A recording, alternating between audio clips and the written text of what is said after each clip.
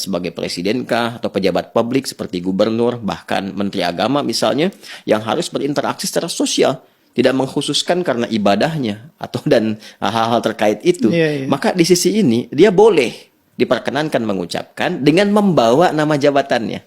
Ya, untuk cari al-khuruj minal khilaf, keluar dari perdebatan, dia bawa nama jabatannya. Bisa menyampaikan, dengan ini Presiden Republik Indonesia mengucapkan selamat bla bla bla dan sebagainya. Dengan ini Menteri Agama Republik Indonesia mengucapkan selamat bla bla bla dan sebagainya. Ya, boleh juga dia menugaskan misalnya divisi terkait atau bagian atau menteri terkait, atau misalnya kalau di Kementerian Agama ada Dirjen Bimas Kristen misalnya kan, nah, terkait dengan ini. Tapi kalau dirasakan rasanya kok nggak nyaman ya gitu kan, ini kan ada jabatan mengikat dan sebagainya, maka diharapkan yang tampilnya menterinya atau misalnya pejabat publiknya, maka sertakan jabatannya. Ya, bukan menyertakan pribadinya untuk keluar dari khilaf, keluar dari perdebatannya, ya, khuruj minal khilaf namanya. Maka sertakan nama jabatan di situ, misalnya menyampaikan dengan ini Menteri Agama Republik Indonesia menyampaikan selamat begini begini begini dan sebagainya. Jadi yang dibawa jabatan publiknya, bukan pribadinya ingin menyertakan dalam kepentingan itu, tapi karena sifat pelayanan publik, dan di publik ini ada bagian-bagian tertentu yang dibimbing dalam berkehidupan bermasyarakat, ya, menjalankan amanah konstitusi, maka itu yang diambilnya. Dan ini masih ranah muamalah keduniaan. Dan ranah muamalah keduniaan ini tidak mengenal batas akidah. Apa ayatnya? Quran surah ke-31 Luqman di ayat ke-15. Ya kan? Wa in jahadaka ala an tusyrika bi ma laysa laka bihi ilmun fala tuti'huma. Perhatikan, wa sahibhuma fid dunya ma'rufa di ujung ayatnya. Ya kan? Bila pun saya tarik nih, bahkan ke ranah keluarga seperti yang tadi saya sampaikan. Kalaupun di dalam lingkup keluarga ada perbedaan keyakinan, anak misalnya masuk Islam mu'allaf, orang tua belum, misal gitu kan? Nah, dalam konteks peribadatan tadi toleransi ibadah. Jangan paksa, ya kan? Tidak boleh saling mencampuri, ya. Silahkan menghormati masing-masing. Kalau berdiskusi dengan cara yang baik. Kalau dipaksa pun, ya, untuk balik ke agama semula, dijawab dengan jawaban yang lembut, yang menyenangkan. Ya, tampilkan akhlak mulia. Tapi di ujung ayatnya apa? Wasahibhuma fid dunya, bukan fil ibadah. Ya kan? Nah, jadi ada urusan-urusan dunia, ada urusan-urusan ibadah, spesifik sifatnya. Wasahibhuma fid dunya ma'rufa. Dan pergauli orang tua itu, perlakukan dengan cara yang terbaik dalam konteks kehidupan dunianya, sifat bersosialnya. Jadi artinya apa?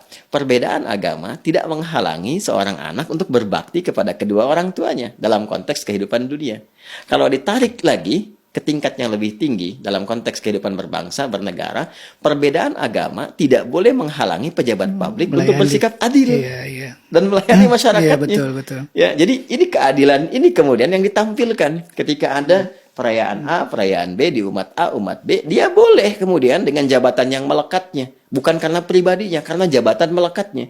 Ya, gubernur mau inspeksi, misalnya gubernur Jakarta atau Jawa Barat atau di luar inspeksi, ya, melihat ke gereja untuk memastikan ini aman, baik, ini itu boleh, sah-sah saja. Karena jabatan melekat kepada dirinya. Dan harus memastikan berlangsung aman, berlangsung baik, nggak boleh ada gangguan dan sebagainya. Nah, ketika akan mengucapkan selamat, jabatannya dilekatkan di situ. Jadi jabatan yang menjadikan pelayanan publik ini terjamin. Bahkan itu perintah Al-Quran.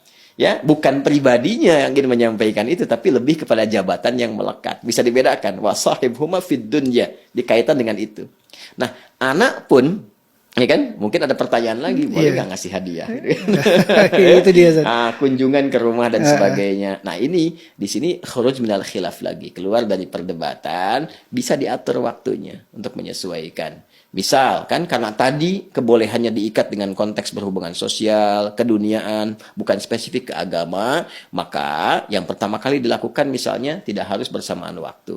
Sehari setelahnya, atau 2 hari setelahnya, niatkannya untuk silaturahim datang, deh kan? Yang bawa makanan, bawa apa, ya, tapi bukan terkait dengan konteks ibadah, karena ibadahnya kan udah lewat.